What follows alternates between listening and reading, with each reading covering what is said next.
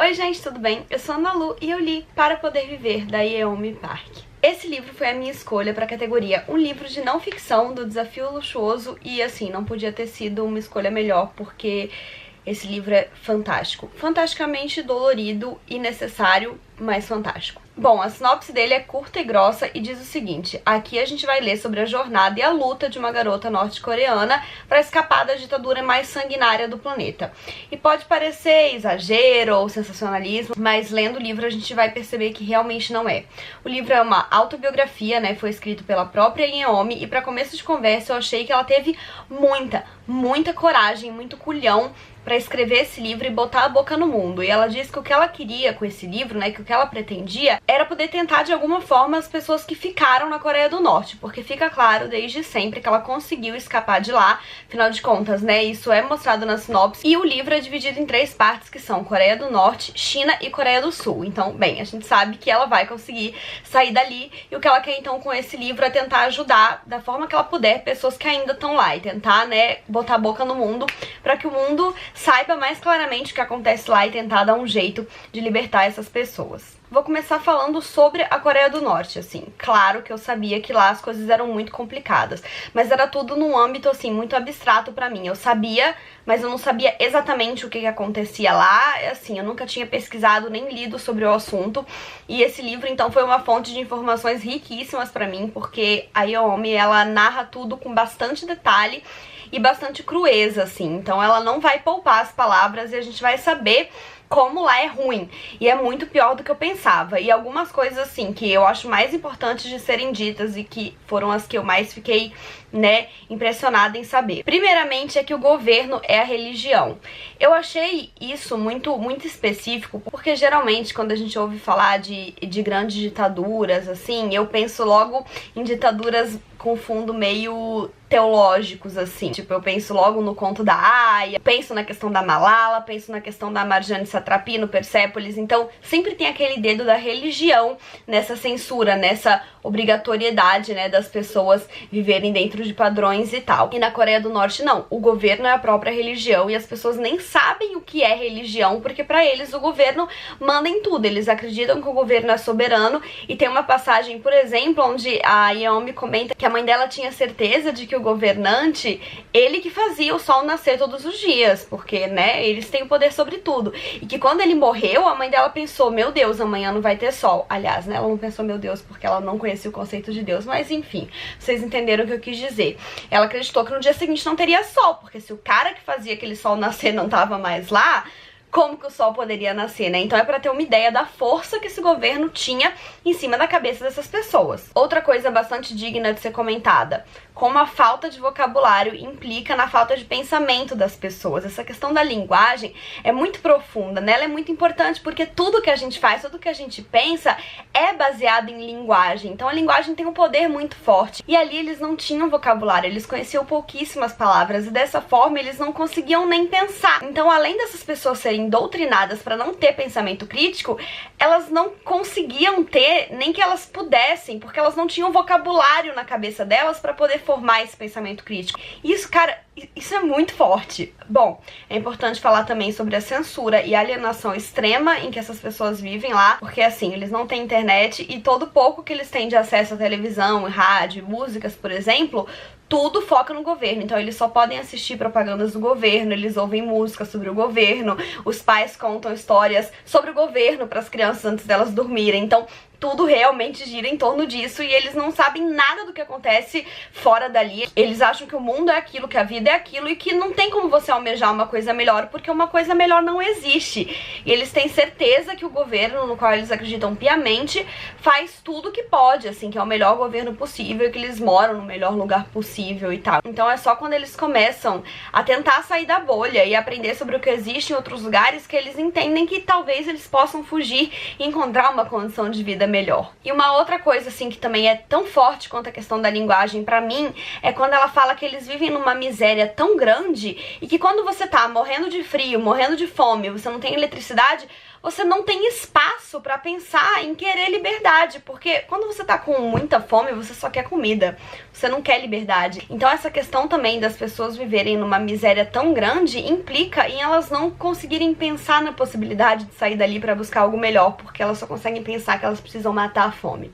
Bom, dentro do contexto familiar dela, não dá nem pra dizer que eles são revolucionários, porque eles acreditavam no governo, né? Eles eram doutrinados por ele, só que eles simplesmente não conseguiam viver de maneira lícita, porque de maneira lícita eles não conseguiam comer.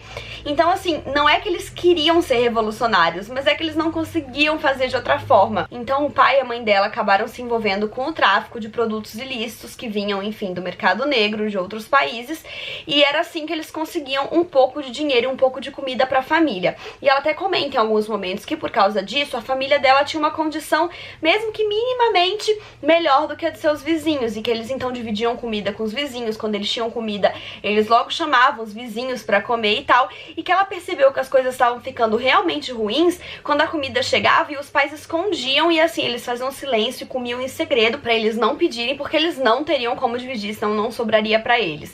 Então assim, ela tem um tempinho aí de vacas gordas, né? Se é que a gente pode falar assim, porque ela tá numa condição um pouco melhor de que as pessoas que vivem ao redor dela, mas a família dela também vai passar por momentos de muita dificuldade, porque tem uma época em que eles conseguem bloquear a estação de trem, então os produtos do tráfico não estão passando, então eles não têm como vender e eles não estão tendo subsistência, e tem uma época também que o pai dela é pego, então ele é enviado pra um campo de concentração pra fazer outro tipo de trabalho, e a mãe dela acaba saindo de casa pra poder tentar lidar, né, com esse trabalho que o pai fazia no tráfico pra conseguir dinheiro. E as meninas ficam sozinhas em casa por muito tempo, sem eletricidade, sem comida. Elas falam que elas comiam folhas e insetos, porque elas tentavam ingerir qualquer coisa que pudesse matar minimamente a fome, assim.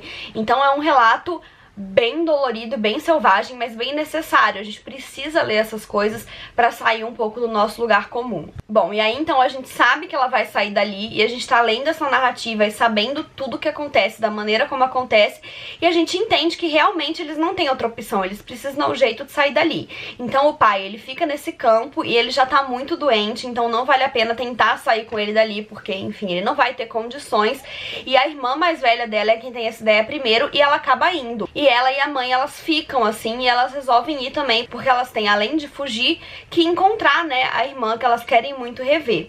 Então elas vão, mas de que forma que elas vão? Elas vão ser traficadas pra China sem saber. Então elas vão achar que elas estão conseguindo escapar e vão cair num buraco tão horrível quanto, porque a questão é o seguinte, a China não aceita legalmente os refugiados norte-coreanos, só que eles têm um grave problema de falta de mulheres no país, porque com a questão das políticas de natalidade e deles quererem sempre um homem, então quando vinha uma bebê menina, eles matavam. O que que acontece? A China tá com muito mais homem do que mulher, e eles acabam então começando a negociar essas mulheres norte-coreanas que estão em busca de liberdade. E aí elas vão passar por maus bocados também na China, porque elas vão ser meio que passadas de mão em mão.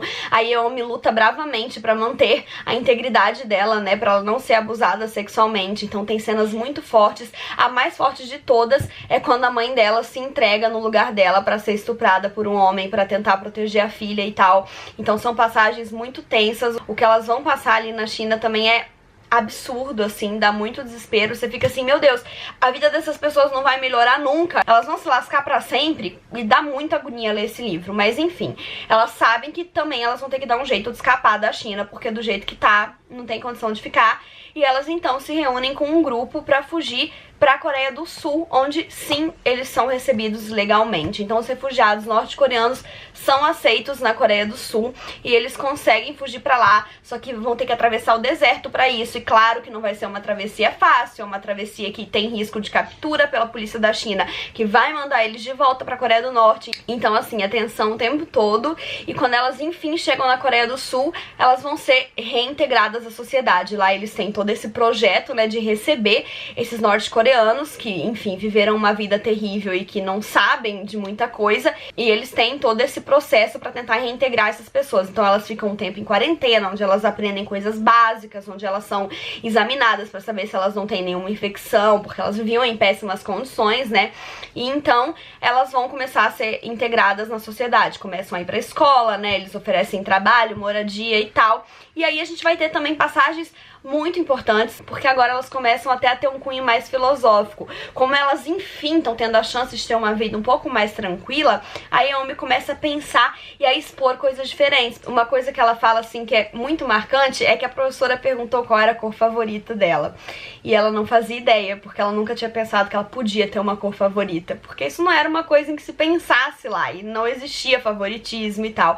E ela fala que é estranho, não deixa de ser aprender a ter liberdade, porque você foi, né, castrado a vida toda, e de repente você pode pensar, mas não é efeito mágico, é que você vai começar a pensar e achar que você pode fazer isso, né? Então ela fala que essa adaptação é muito estranha. E, enfim, claro que ela ficava atrasada na escola em relação às pessoas da mesma idade, mas ela deu duro pra caramba. Essa menina tem um culhão, gente, que vocês não fazem ideia.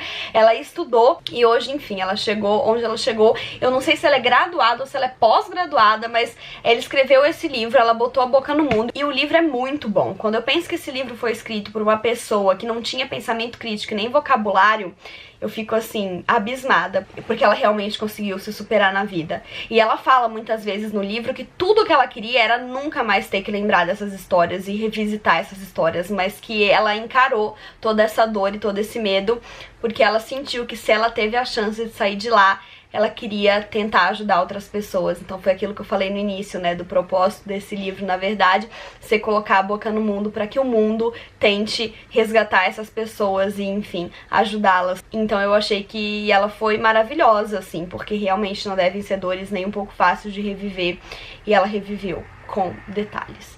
É um livro sensacional, que eu recomendo pra todo mundo, mas que é dolorido, é cheio de gatilhos e foda. É um livro inesquecível. Eu coloquei várias tags, eu fiz propaganda dele pra todo mundo enquanto eu tava lendo e continuo fazendo. Porque eu falei, né, é sempre importante a gente ler não ficção pra gente se dispor a sair da nossa bolha. E um livro de não ficção como esses é o exemplo perfeito de como isso pode acontecer.